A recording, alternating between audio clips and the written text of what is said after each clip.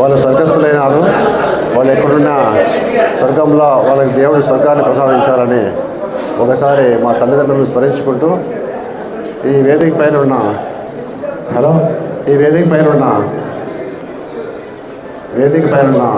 మా ఆర్టీ సార్కి, తర్వాత రామ్ కుమార్ వేదిక పైన ఉన్న మా ఆర్టీ సార్కి, మా హాస్పిటల్ సూపరింటెండెంట్ విజయలక్ష్మి మేడం గారికి, డాక్టర్ రామ్ కుమార్ గారికి, డాక్టర్ మూర్తి సార్ గారికి, మరియు ప్రసాద్ గారికి, మరియు కరీముల్లా గారికి, మరియు హయాస్ సార్ గారికి అందరికీ, మరియు ఈ పదవీ విరమణ ఒక సన్మాన సభకు విచ్చేసిన ముఖ్యంగా నా మిత్రులు ముందర చాలామంది కూర్చున్నారు. నా క్లాస్మేట్స్, నా మిత్రులు, హై స్కూల్ మిత్రులు, ఇంటర్మీడియట్ మిత్రులు, తర్వాత మెడిసిన్ మిత్రులు అందరికీ, మరి మా బంధువులు, శ్రేయోభిలాషులు అందరికీ పేరు పేరున ఈ కార్యక్రమాన్ని విచ్చేసినందుకు నా మీద ఉన్న అభిమానానికి నేను తెలియజేస్తున్నాను. ఒక విషయం ఏమంటే, మేము ఈ ఫ్రెండ్స్ అందరూ చూసిన తర్వాత అరే ఈ మధ్యనే మా మెడిసిన్ కంప్లీట్ అయ్యి తర్వాత జాబ్లో చేరి తర్వాత రిటైర్డ్ అవుతున్నామంటే నిజంగా ఒకసారి చూస్తే ఎంత తొందరగా కాలం గడిచిపోయింది, చక్రం సరళ తిరిగిపోయింది. ఇప్పుడు వృద్ధాప్యంలోకి పోయినాము, బాల్యము యువనము వృద్ధాప్యంలో వచ్చేసినాము.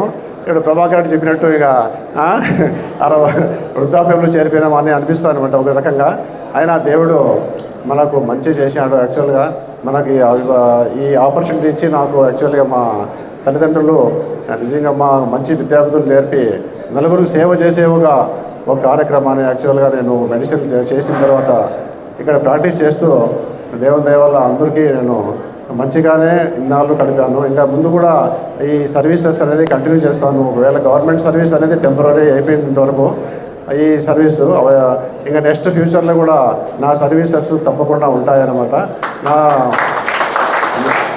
నాకు ఆ దేవుడు ఆరోగ్యం ఇచ్చి తర్వాత ఓపిక ఉన్నంత వరకు నా సర్వీసెస్ తప్పకుండా నేను కంటిన్యూ చేస్తాను. తర్వాత ఈ కార్యక్రమానికి ఇచ్చేసిన అందరికీ మరీ నా ధన్యవాదాలు తెలుపుతూ ఇద్దరితో ముగిస్తాను. ఆ పేషెంటే మర్చిపోతాడు అనమాట, మళ్ళా నాకేమైనా జబ్బు ఉందా అని.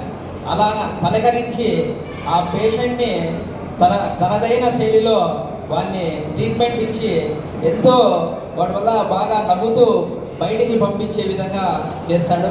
అదేవిధంగా ఏదైనా సమస్య ఏదైనా కానీ ఆ సమస్యను పరిష్కరించడంలో అన్నంత గొప్పవాడు ఎవరు ఉండరని నేను అనుకుంటున్నాను.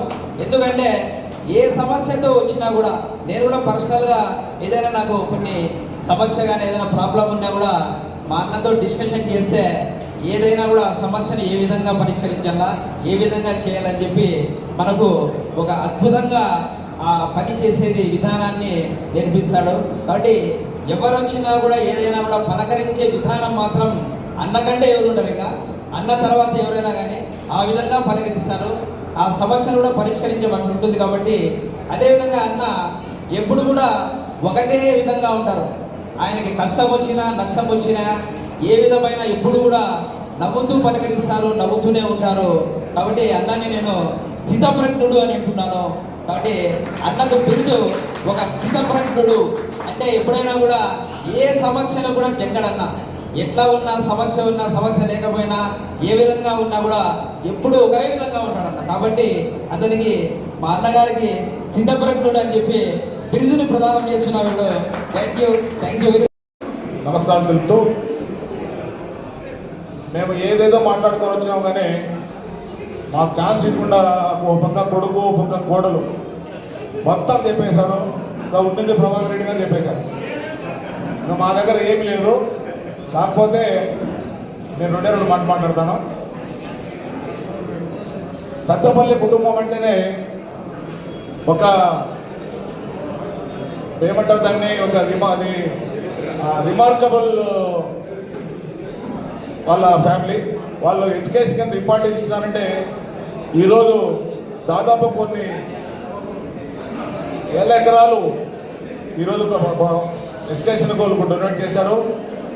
తర్వాత సత్తపల్లి ఫ్యామిలీ ఎక్కడున్నా కూడా వాళ్ళు చాలా డెడికేటెడ్. ఏ ఉద్యోగంలో చేసినా మా డిపార్ట్మెంట్లో నేను బేసిక్లీ ఐఎమ్ సెగ్రికల్చర్ డిపార్ట్మెంట్. మా డిపార్ట్మెంట్లో కూడా 5-6 మంది పనిచేశారు. ఎక్కడున్నా కూడా వాళ్ళ వర్క్ మైండెడ్, చాలా చాలా వర్క్ చేస్తారు. తర్వాత మా డాక్టర్ గారు గురించి చెప్పాలంటే, నేను ఇక్కడ తదిలో పట్టుకుల మార్కెట్ ఆఫీసర్గా పనిచేసేటప్పుడు మా రీలర్ వర్కులంతా ఆరోగ్యం బాగాలేకపోతే ఎక్కడ పోయినారా మీరు డాక్టర్ దగ్గరంటే సులేమాన్ అనేవారు. నాకు తెలుసు కొత్తగా కదిరికి వచ్చానప్పుడు ఎవరిని అడిగినా కూడా మేము సులేమాన్ డాక్టర్ దగ్గరికి పిలిచినాం సార్ అనేవాళ్ళు. మరి ఎందుకు నేను అంటే నాకు తెలుసు, ఎవరైనా తెలుసు గవర్నమెంట్ డాక్టర్గా ఉన్నారు కానీ నాకు అంత పని చేయలే. నేను పర్సనల్గా ఒకసారి పోయాను, నాకు బీపీ ఎక్కువ ఉంటే సార్ దగ్గర నేను మా రఘునాథ్ రెడ్డి మా ఫ్రెండ్ పిలుచుకోపోయాను. ఆయన మాటలు ఆయన ఇది చూసి నేను నిజంగా ఈయన డాక్టర్ అయినా అంటే ఒక పేషెంట్ను ఏ విధంగా మాట్లాడిస్తారనేది జనరల్గా చెప్తుంటారు. పేషెంట్కు ట్రీట్మెంట్ కాదు ముఖ్యము, మరి ఆ డాక్టర్ పలకరించే పలకరింపులు హాస్పిటలైజేషన్లో వాళ్ళు ఎక్కడైతే బాగా చూస్తారో అక్కడ పేషెంట్ కూడా తొందరగా కోలుకుంటాడనే భావనలో ఉంటారు. మరి అలాంటి వ్యక్తే కొత్తపల్లి కాసిం సార్, మన సులేమాన్ సారు. అలాగే ఇంకొక విషయము, మరి భార్యామణిని పోగొట్టుకొని పిల్లల భవిష్యత్తు కోసం త్యాగం చేసిన మహా వ్యక్తికి మనము సభాముఖంగా అందరూ కూడా ఒకసారి తప్పకుండా. ఈ కాలంలో 60 ఏళ్ళు 70 ఏళ్ళు మరి పెళ్లి చేసుకుంటామంటే పిల్లలు అరుస్తారేమో అంటున్నారే కానీ పెళ్లి వద్దని అనటం లేదు చాలామంది. ఎందుకంటే నేను రిటైర్డ్ ఎంప్లాయీస్ సెక్రటరీగా దగ్గరలో ఉన్నాను, స్టేట్ సెక్రటరీగా ఉన్నాను. చాలామంది కుటుంబాలను తప్పుడడుగులు వేసి పిల్లలకు దూరమై ఆశ్రమాల్లో చేరే పరిస్థితిని కాలం చేసుకుంటున్నారు.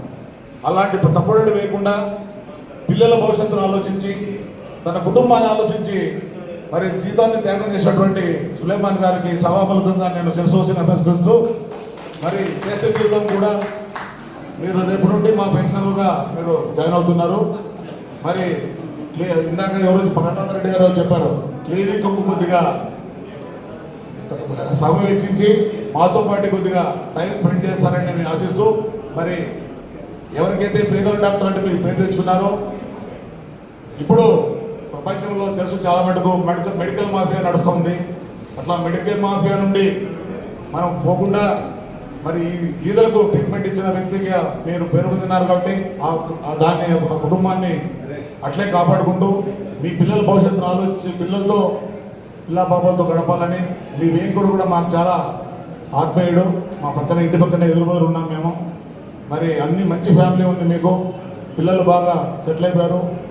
ఇంకా సంపాదన మీద దృష్టి పెట్టకుండా ఆరోగ్యము పిల్లల భవిష్యత్తు గురించి ఆలోచించి ఆ దేవదేవుడు మీకు అన్ని విధాలా సహకరించాలని కోరుకుంటూ ఈ అవకాశం ఇచ్చిన మీ అందరికీ ధన్యవాదాలు తెలుపుకుంటూ